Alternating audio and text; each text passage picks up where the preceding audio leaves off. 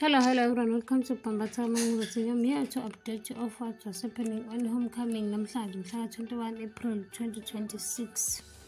Sikhumbule izolo ukuthi uShwabi uvele wacukwana nokubona isithombe sababa wakhe. Namhlanje umakazi wethu ukhuluma nozethu ngendaba yokugana usifisa ukuthi akulunganga kube yoba umfazi wesibili. Wavele uthi uthi mina ma ngikulungele ukuba unkosikazi manje. Wathi uma wakhe unkosikazi wesibili waze wakhala ngobuncane besigodi abahlala kusona. Washo khona ukuthi akukho lapho izindaba zingafiki khona. Wamtshela khona ukuthi usazohlangabezana nezingqinamba. Wathi nje uzothi ungakhohlwa izimfundiso. Wathi makhe ungakhohlwa izimfundiso zethu.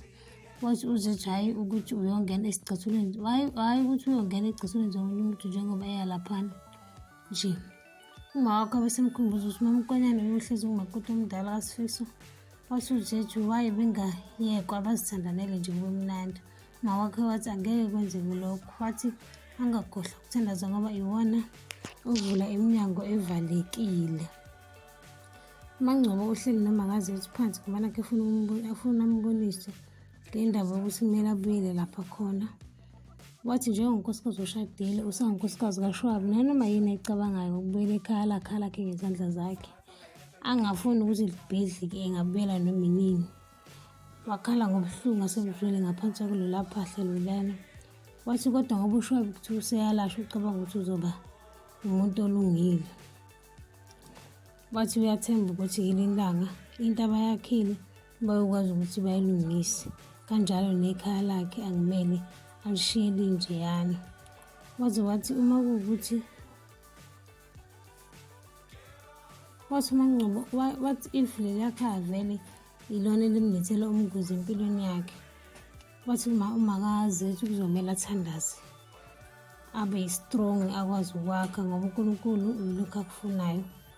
Wabesethi uma kuwukuthi ukuhlangabezana nenkinga laphana kahlungwane umnyango wakhona uyohlezi uvuliwe and uyohlezi amukelekile. Wathi kumele akucabangisise lokhu ukuthi kumele ahambe ubele emzini wakhe alungise izinto zakhe nomyeni wakhe.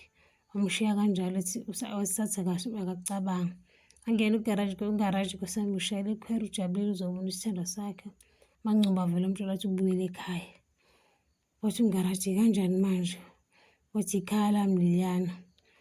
Wathi uzohlala kanjani nomuntu wesilisa onjeyana oyisilwane kanjeya? Wathi awuphephile laphana. Wathi uMaNgcobo ikhaya lami lila umndeni wami uShwabi umuntu engiyaziyo uShwabi akekho omunye umuntu. Wathi ungaraji lo muntu uyijele lo muntu umuntu wesilisa ohlukumezayo. Wathi nje uma nje ungiyekela manje uzokuvalela uzokucindezela ekhoneni. Wathi uyancenga wathi ngicela ungahambi ngicela uhlale ngicela ungangishiyi maNgcobo.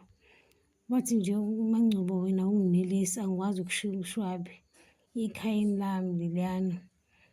Wathi uyayibalisela Nkosi yami ugaraji washo ukuthi uMaNgcobo akasekho lapho ngoba uzowasukuma wahamba wayothatha impahla zakhe wabuyela ekhaya lakhe. Uma engena nje wajabula umamizala wakhe ukuthi awubuyile ekhaya.